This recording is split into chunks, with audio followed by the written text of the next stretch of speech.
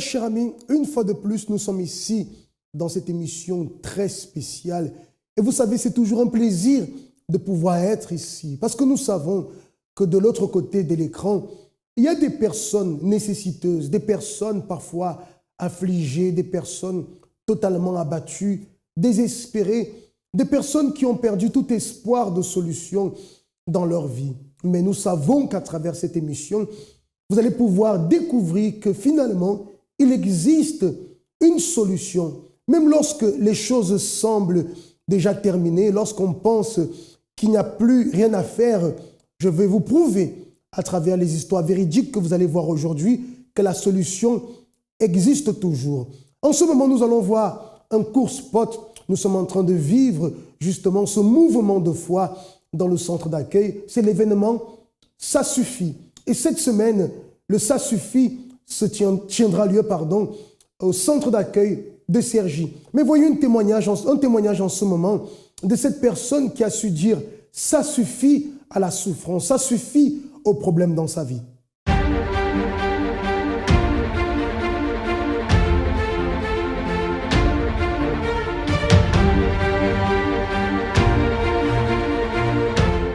Avant, j'étais quelqu'un de très triste, très renfermé, très vide à l'intérieur de moi. Je n'avais pas confiance en moi, ni je faisais pas confiance non plus aux autres personnes, parce que voilà, c'était dû à mon passé, parce que j'ai vécu vraiment beaucoup de choses qui étaient lourdes pour moi à porter, mais j'arrivais pas à l'extérioriser et je savais pas comment m'en sortir, donc j'avais pas d'ambition non plus. J'étais une jeune très, vraiment sans ambition, sans rêve. Je pensais pas pouvoir réussir quelque chose de ma vie. Et un jour, en fait, j'ai vraiment décidé de dire « ça suffit ».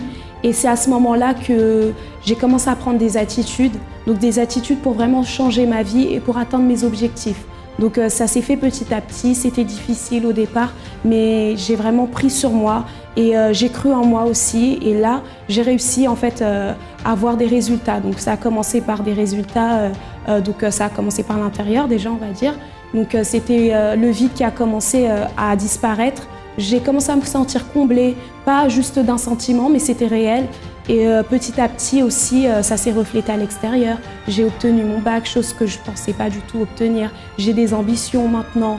Et c'est pour ça, en fait, justement, que à travers la personne que je suis devenue maintenant, je voudrais vraiment vous inviter à participer à l'événement Ça suffit, le plus proche de chez vous.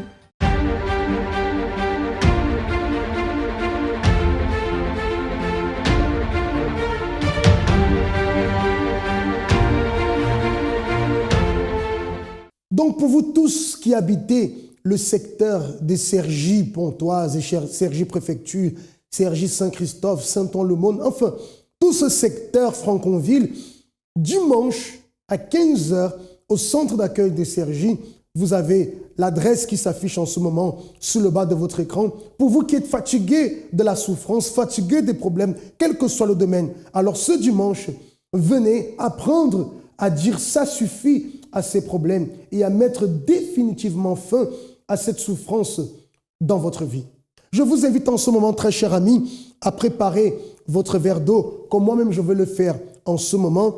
Et vous savez qu'à la fin de cette émission, nous allons pouvoir agir notre foi et prier en votre faveur. Et si vous connaissez quelqu'un qui traverse des moments difficiles, quelqu'un en ce moment qui souffre, peut-être un voisin, un membre de votre famille, un collègue, une connaissance, je vous invite en ce moment à contacter cette personne et à lui demander de se connecter avec nous dans cette émission aujourd'hui. J'ai la certitude, comme vous serez bénis, cette personne aussi sera bénie.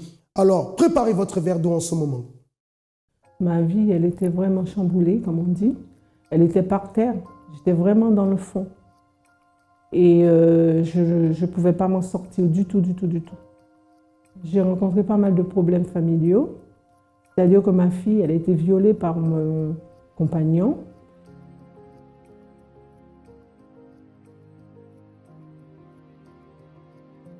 J'étais très en colère et aussi je ne comprenais pas pourquoi cette personne avait fait ça à ma fille alors que ça faisait longtemps qu'on vivait ensemble et qu'il avait vu ma fille, il a pratiquement élevé ma fille.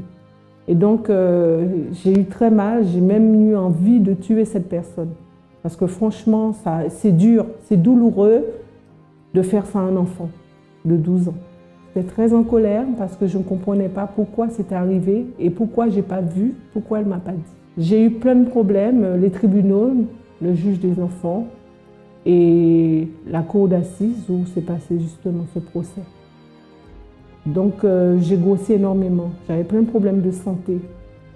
Je prenais des antidépresseurs, je prenais aussi des médicaments pour la douleur et aussi à cause de ce poids justement, je boitais, donc j'étais obligée d'utiliser une canne pour pouvoir marcher. Donc ma vie, elle était vraiment catastrophique. Alors le juge des enfants, ils m'ont enlevé ma fille, ils l'ont placée dans un foyer. Je n'avais pas le droit de la voir tant qu'ils n'avaient pas instruit la fille. Donc je suis restée un moment à ne pas voir ma fille. C'est la seule fille que j'ai. Et donc à cause de tout ça, j'ai essayé de me suicider. Par les médicaments, on m'a transportée à l'hôpital. Et ensuite, j'ai failli me jeter aussi sous un train. C'est une amie qui m'a retenue. Le moment le plus difficile, c'est quand ma fille m'a été enlevée directement. Ça a été très dur, mais aussi le fait de m'accuser alors que je n'étais pas au courant de ce qui se passait. J'ai connu le centre d'accueil par l'intermédiaire d'une amie qui m'a amenée et il y avait beaucoup de monde ce jour-là, c'était un dimanche. Quand je suis arrivée, je pleurais beaucoup. Le pasteur m'a dit, vous avez assez pleuré maintenant, séchez vos larmes, ça ne résoudra rien pour vous. J'ai participé à la campagne d'Israël parce que je voulais m'en sortir. Je voulais m'en sortir de toute cette situation, de tout ce noir où j'étais, où ma vie n'avançait pas. Je voulais m'en sortir. Ça a été difficile pour moi de pardonner. Ça a été très difficile parce que je n'arrivais pas à le faire. C'est nécessaire de demander pardon pour pouvoir connaître Dieu, pour pouvoir avoir son esprit et pour pouvoir justement aller de l'avant. Ah, ma vie, elle est vraiment complètement bien. Déjà, je suis guérie. J'ai perdu plus de 52 kilos. Et aussi, mes enfants, ils sont bien. Ma fille m'a été rendue et tout marche bien pour moi.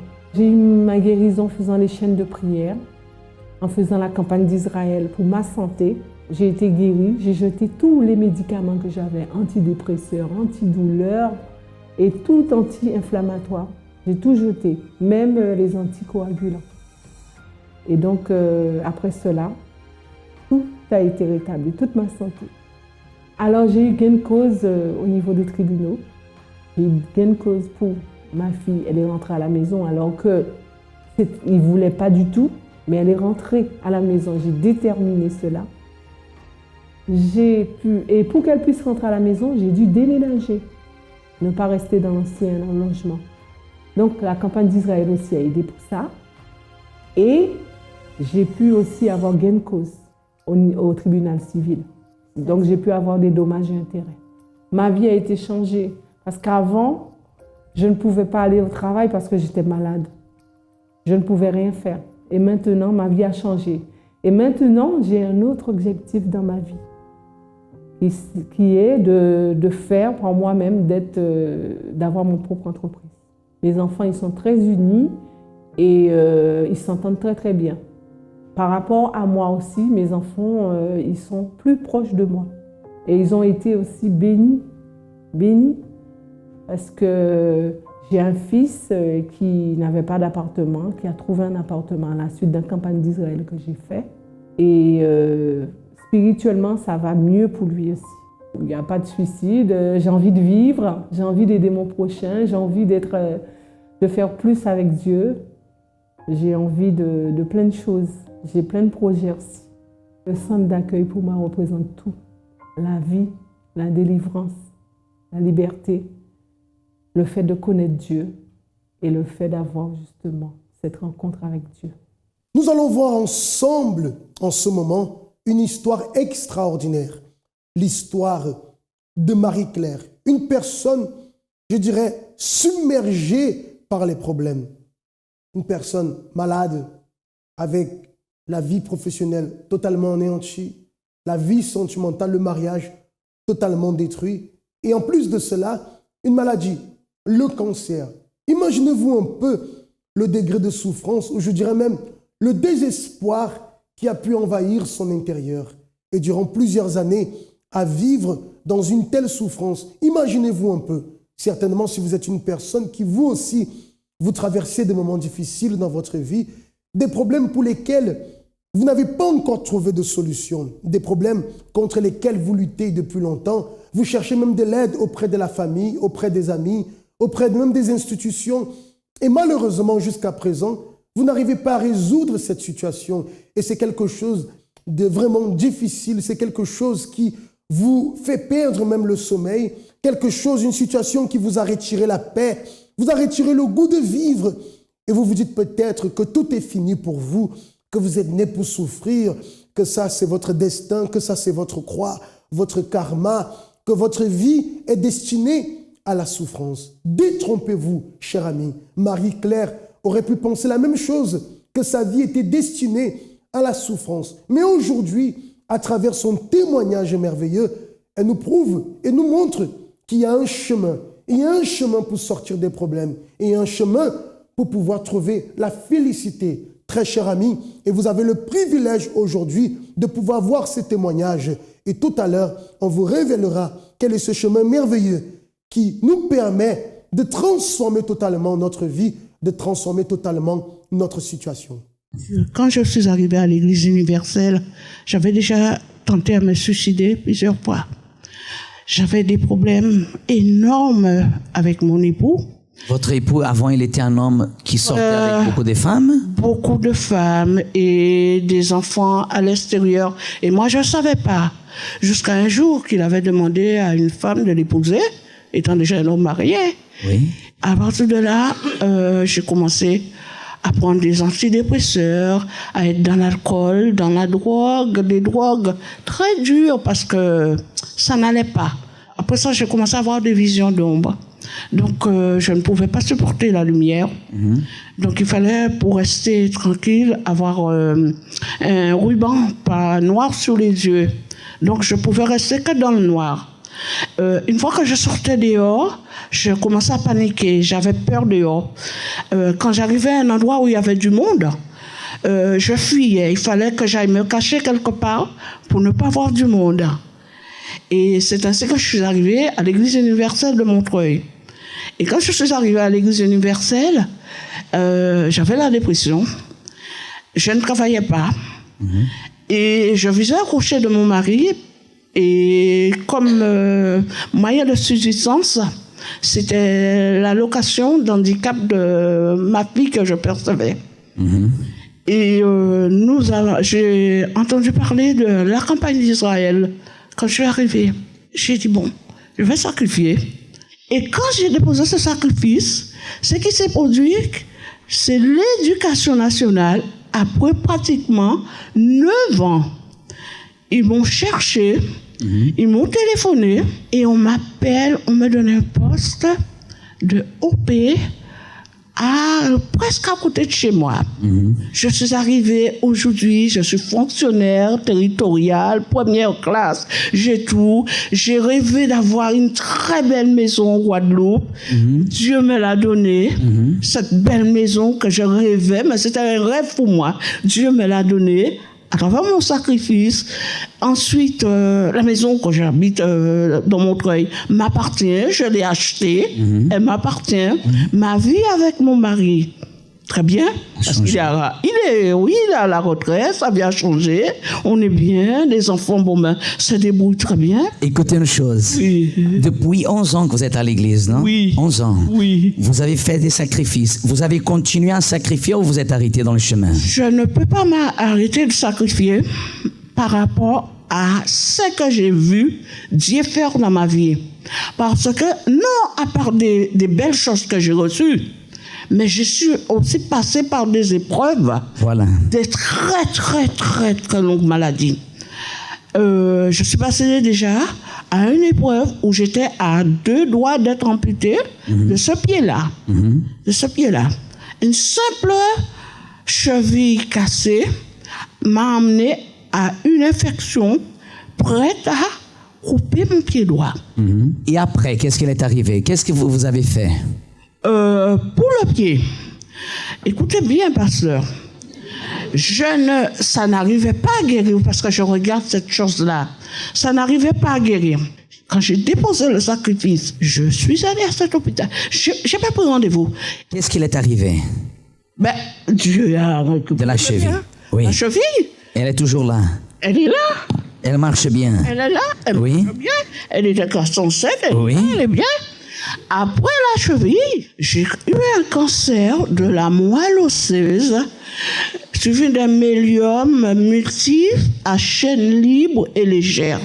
Et puis, au mois de décembre, j'ai déposé mon sacrifice sur l'autel de Dieu. Et j'ai fait même plus fort que j'avais l'habitude de faire. Parce que Dieu m'a donné les conditions de le faire. Oui. J'ai déposé le sacrifice, pasteur. Ce qui s'est passé, on m'a dit qu'il va falloir que je subisse une greffe de moelle osseuse. On m'a greffé avec mes propres cellules souches. La greffe s'est bien pris 15 jours après. Oui. Ils ont remarqué que la moelle osseuse, lui, avait repoussé normalement. Oui. Et de la greffe de cellules, je vais en consultation avec les bilans, tout, je l'ai là. Oui. On détermine que je suis complètement consolidée, je suis guérie de la moelle osseuse, de mélium et tout, et je suis debout. Sans le sacrifice, il n'y a rien à faire. On peut beaucoup prier, on peut faire beaucoup de choses, mais il faut mettre sa vie sur l'autel. C'est sa vie qu'il faut mettre sur l'autel. Amen. Oh, Madame Marie-Claire, ce que Dieu va faire, c'est de quelque chose de très grand encore. Amen. Que Dieu vous bénisse. Félicitations. Comme Marie-Claire elle-même le dit, sa vie était morte. Morte. C'est comme ça que beaucoup de personnes aujourd'hui considèrent leur vie une vie morte. Elles sont vivantes, mais la vie est morte. Pourquoi morte? Parce que sur le plan professionnel, tout ce qu'elles tentent se solde toujours par des échecs. Sur le plan financier, c'est la conséquence de l'échec professionnel. Des personnes qui sont malades et pour qui les docteurs ont déjà tout fait, mais n'arrivent pas à résoudre la situation parce qu'elles sont atteintes d'une maladie dite incurable, sont destinées à prendre des médicaments toute une vie, parfois des médicaments qui sont forts, qui fatiguent, et finalement la personne n'a plus la même disposition physique qu'elle avait auparavant. D'autres personnes qui ont la famille totalement détruite, comme c'était le cas de Marie-Claire qui avait son mariage anéanti. Pourquoi? Parce qu'elle était avec son mari, mais son mari avait d'autres femmes à l'extérieur. Imaginez-vous un peu la souffrance. Le mariage détruit, la vie familiale complètement anéantie. Et tant d'autres situations qui font en sorte qu'aujourd'hui, les personnes disent que leur vie est morte. Mais aujourd'hui aussi, on peut dire que la vie d'Anne-Marie est ressuscitée. La vie qui était morte est ressuscitée. Et comment est-ce que cette résurrection a pu avoir lieu? Comment est-ce qu'aujourd'hui, une personne qui avait sa vie totalement anéantie, aujourd'hui, a sa vie totalement reconstruite? Tout simplement parce qu'elle a cru. Tout simplement parce qu'elle a pris la décision de mettre sa confiance en Dieu. Et à travers sa persévérance, à travers sa détermination, à travers sa lutte, à travers son combat, Dieu a pu l'exaucer, Dieu a changé sa vie. Vous vous sentez malmené par la vie? Vous regardez votre situation et vous ne voyez aucune échappatoire. Votre vie vous échappe. Il semble n'y avoir aucun espoir. Vous vous sentez faible, triste, incapable. Dites ça suffit. Des milliers de personnes ont pris cette décision qui a changé leur vie. Participez à cette tournée dans tous les centres d'accueil de France. Centre d'accueil, nous vivons ce que nous enseignons et nous sacrifions pour ce dont nous rêvons. Nous allons voir en ce moment une autre histoire véridique, l'histoire de Ganina. Mais j'aimerais profiter encore de l'opportunité, peut-être vous nous avez rejoints en cours d'émission. Pour vous qui désirez recevoir cette bénédiction, vous allez préparer votre verre d'eau. Et tout à l'heure, en fin d'émission, nous allons bénir cette eau que vous allez boire dans la foi, de recevoir ainsi la bénédiction de Dieu dans votre vie. On voit en ce moment l'histoire de Ganina et on se retrouve. Donc avant d'arriver au centre d'accueil, je vivais en Guadeloupe. Donc j'avais passé un concours des finances publiques que j'avais échoué. Donc après, j'ai pris la décision de venir en métropole pour le passer. Donc là, j'ai réussi le concours. Donc j'ai commencé ma formation. C'était 1 an de formation avant d'être titulaire. Donc, mais j'étais pas bien puisque le changement entre la Guadeloupe et la métropole, la vie en métropole, ça ne me correspondait pas. J'étais pas bien parce que j'avais laissé ma famille, mes amis là-bas, tous mes repères. Donc, j'étais quelqu'un de triste, d'angoissé. Donc, je savais pas trop comment faire, comment je vivais. Je comprenais pas ma vie ici. Je n'acceptais pas trop bien. Non. J'ai commencé à perdre confiance en moi quand j'ai commencé à vivre ici. Hein. Donc, tous les trajets, le froid, la nouveauté, j'arrivais pas à suivre. J'avais le travail, mais c'était tout. J'avais un vide à l'intérieur. Il me manquait quelque chose. Alors, le moment le plus difficile pour moi, c'est que je voulais rentrer en Guadeloupe et je demandais ma mutation. Mais j'avais toujours des refus, donc je ne comprenais pas. Et c'est vrai qu'on m'expliquait, mais tu viens d'arriver en métropole, tu es jeune, la mutation pour les Antilles, ça peut prendre 10 ans, 15 ans, tu n'as aucune chance.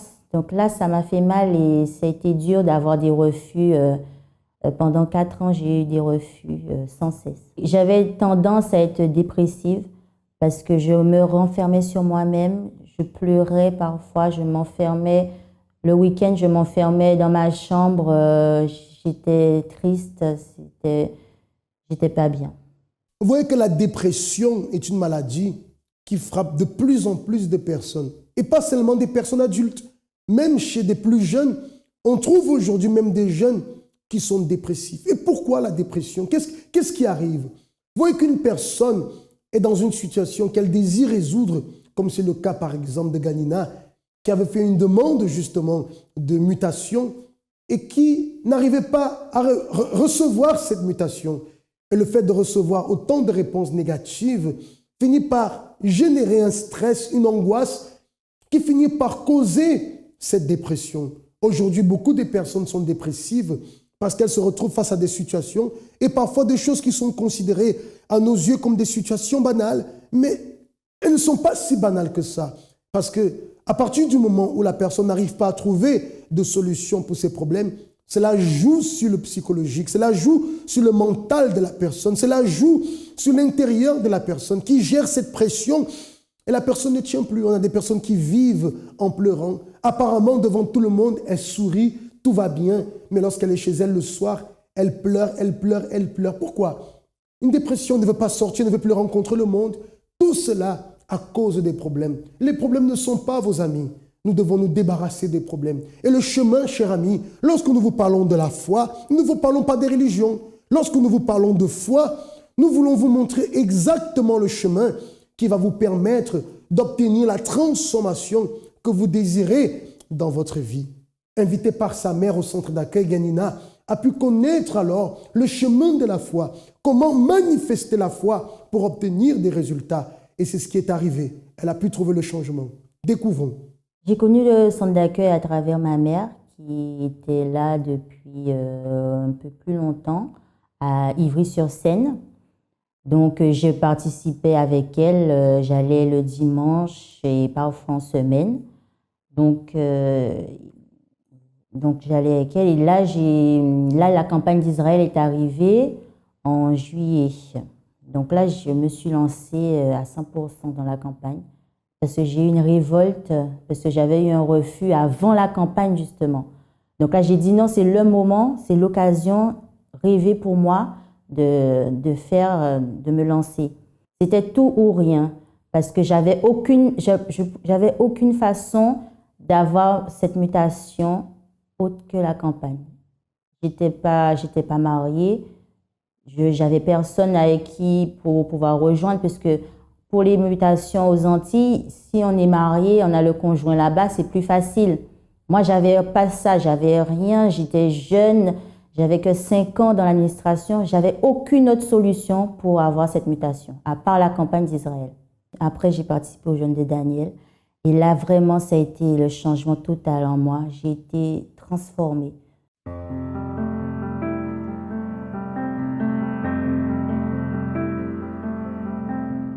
Donc après la campagne d'Israël de juillet, donc Dieu a béni grandement. dans sa grande miséricorde, j'ai obtenu ma mutation en Guadeloupe pour le 1er mars 2016. Donc la réponse est arrivée rapidement. Je suis quelqu'un de sereine, je suis heureuse, je suis quelqu'un de stable, je me sens forte maintenant, je me sens pleine de vie, vraiment les gens voient le changement en moi aussi. Ils voient qu'il y a quelque chose qui a changé, qu'il y a une lumière en plus dans mon intérieur. Je me sens en paix, je me sens bien, je suis très heureuse.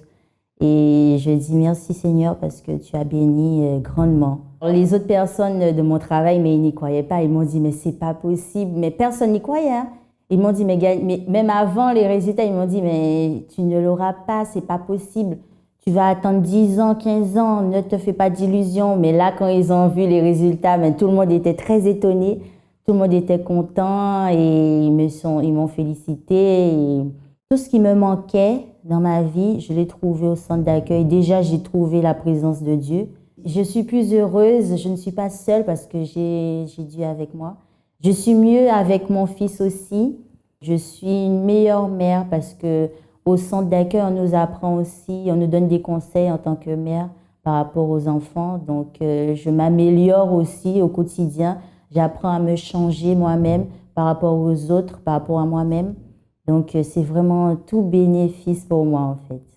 Après un blocage de 4 ans, à travers la manifestation de la foi, elle a pu obtenir la solution, elle a pu recevoir cette mutation. Et ainsi, elle a pu guérir de cette dépression parce qu'aujourd'hui, elle est totalement en paix. Et vous qui désirez la solution en ce moment, vous allez prendre votre verre d'eau, car nous allons faire une prière en votre faveur. Nous allons bénir cette eau et vous allez boire dans la foi de la victoire. Prions. Seigneur notre Dieu et Seigneur notre Père, nous entrons devant ta présence en ce moment. Et avec nous, toutes ces personnes, mon Dieu, qui en ce moment ont besoin d'une direction, ont besoin d'une réponse. Peut-être des personnes qui sont malades, mon Dieu. Des personnes qui ont des blocages administratifs, professionnels, des personnes qui ont la famille totalement détruite, des personnes dépressives. Il y a tellement de situations. Que ta main puissante soit tendue, mon Dieu, afin de venir au secours de cet homme, de cette femme, de ce jeune, de cette jeune qui assiste en ce moment à cette émission et qui a besoin de ton aide, Seigneur. À travers, mon Dieu, la bénédiction que nous faisons, que cette personne reçoive la vie, que cette eau contenue dans ce verre qu'elle tient soit bénie et consacrée. En buvant, Seigneur, qu'elle reçoive la force d'arriver ici dans ta maison et de lutter par la foi pour la victoire dans sa vie. Je les bénis tous au nom de Jésus-Christ. Amen. Buvez en ce moment de cette eau et recevez la victoire dans votre vie. Si vous désirez entrer en contact avec nous pour une aide, vous avez le numéro de téléphone qui est affiché sur le bas de votre écran. Et ce dimanche, dans tous les centres d'accueil, nous vous attendons alors pour le surnaturel. Ce sera le dimanche du surnaturel. Nous vous attendons parce que nous croyons que le surnaturel va se produire dans votre vie. Que Dieu vous bénisse et à très bientôt.